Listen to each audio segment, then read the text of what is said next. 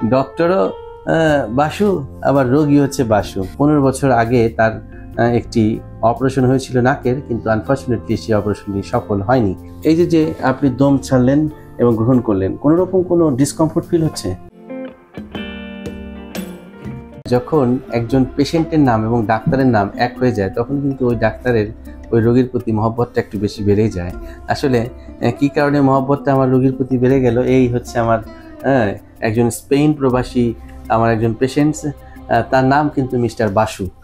আর যেটা আমি নিজেও ডক্টর বাসু, তো ডক্টরও বাসু, আবার রোগী হচ্ছে Basu.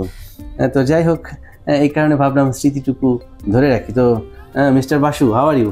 Fine sir. Thank you very much. তো আপনি কি জানতেন যে আমার নাম বাসু? আপনার ইউটিউবে ভিডিওগুলো দেখে আমি অ্যাকচুয়ালি আসছি এখানে। আচ্ছা আচ্ছা আচ্ছা। তো মিস্টার বাসু তিনি বেশ কিছুদিন আগে আমার চেম্বারে আসেন এবং এসে তার কষ্টের কথাগুলো আমার সঙ্গে শেয়ার করেন। মূলত গত জুলাই মাসের 9 তারিখে তিনি প্রথম আমার চেম্বারে আসেন। তার সমস্যা ছিল নাকের, এবং এই নাকের সমস্যা বলা যেতে পারে সে প্রায় 18 বছর ধরে ভুগছে। 15 বছর আগে তার একটি অপারেশন হয়েছিল নাকের, কিন্তু আনফর্চুনেটলি সেই অপারেশনটি সফল হয়নি। তো তারপর দীর্ঘদিন ধরে যখন নাকের সমস্যায় ভুগছিল, সে দিশে না পেয়ে আলটিমেটলি স্পেন থেকে আমার কাছে আসে। আমি দেখলাম যে তার নাকের মধ্যে আলটিমেটলি সাইনাসের ভেতরে বিশেষ করে সাইনোসাইটিস ডেভেলপ করেছে, যেই কন্ডিশনটির নাম আমরা বলছি রাইনোসাইনোসাইটিস, এবং তার নাকের মধ্যে মাংসপিণ্ডগুলো অতিরিক্ত মাত্রায় বড় হয়ে গেছে, যে কন্ডিশনটির নাম হচ্ছে HIT, বলছি হাইপারট্রফি ইনফিরিয়র টার্মিনেটস। এই অবস্থায় আমরা তার একটি সিদ্ধান্ত নেই, আর সেই সিদ্ধান্ত ছিল একটি অপারেশন। আর আমরা যে অপারেশনটি করেছিলাম সেটির নাম ছিল ফাংশনাল এন্ডোস্কোপিক সাইনাস সার্জারি, সাথে revision septoplasty with turbinoplasty. So mister Basu, আপনি একটু বলবেন যে আপনার কি কি কষ্ট হতো, একটু শেয়ার করুন আমাদের সঙ্গে।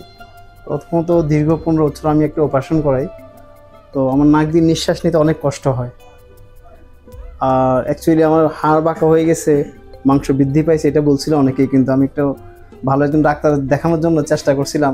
ইউটিউবের মাধ্যমে আপনাকে দেখি, আপনার চ্যানেলটা দেখার পরে আমি সিদ্ধান্ত নিলাম দেশে গিয়ে আপনাকে দেখাবো, এবং আপনার যদি সম্ভব হয় আপনাকে দেখানোর পর অপারেশনটা আপনার কাছে করানো হবে, এরকম একটা আশা করছিলাম।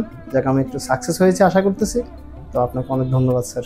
আপনাকে অনেক অনেক ধন্যবাদ যে আপনি অনেক দূর থেকে এসেছেন এবং আমার প্রতি আস্থা রেখেছেন। আজকে একটু দেখি যে তার বর্তমানে নাকের মধ্যে কি অবস্থা। এখন এই নাকের যে ভেতরটা আমি একটু এক্সামিন করছি। এক্সামিন করে যে জিনিসটি আমি দেখতে পাচ্ছি, তার নাকের ভেতরে এখন আর কোনো অবস্ট্রাকশন নেই। যে জিনিসটা আমরা একটু প্রমাণ করব কটন টেস্ট করে, যেটিকে বলা হয় প্যাটেন্সি টেস্ট। একটু আপনি দম ছাড়বেন, দেখি বাতাস ছাড়ুন, গ্রহণ করুন।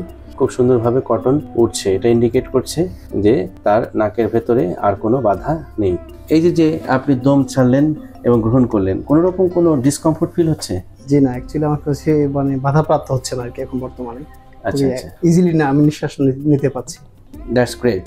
অর্থাৎ তার প্যাসেজটা আগে ব্লক ছিল, সেই ব্লকেজটা আমরা রিমুভ করে দিয়েছি সেপ্টোপ্লাস্টি টার্বিনোপ্লাস্টি করার মাধ্যমে। পাশাপাশি তার যে সাইনাসটাকে ক্লিয়ার করেছি, এর ফলে কিন্তু তার মাথাটা আগের মতো আশা করছি যে ভারী থাকবে না, মাথা ব্যথাও করবে না। আপনার জন্য কিছু নির্দেশনা রয়েছে। প্রথমত হচ্ছে যে আপনি ডাস্ট এবং কোল্ড এই দুটোকে একটু অ্যাভয়েড করবেন। যাদের সাইনোসাইটিসের প্রবলেম থাকে, এটার কিছু প্রিডিসপোজিং ফ্যাক্টর আছে, বিশেষ করে অ্যালার্জিক একটি কন্ডিশন, তারপর হচ্ছে যে আপনার ডাস্ট অ্যালার্জি থাকতে পারে, কোল্ড অ্যালার্জি থাকতে পারে, ফুড অ্যালার্জি থাকতে পারে। আপনি একটু খেয়াল রাখবেন যে কোন খাবারগুলো খেলে আপনার একটু অ্যালার্জিক রিয়াকশন হয়, শরীরে চুলকানি হয়, হাসিটা হয়, কাশি বেড়ে যায়, চুলকানি হয়, নাকের মধ্যে পিলপিল করছে, নাক দিয়ে পানি ঝরছে। আপনি ধরে নেবেন ওই জিনিসগুলো আপনার জন্য, শরীরের জন্য আসলে অ্যালার্জি।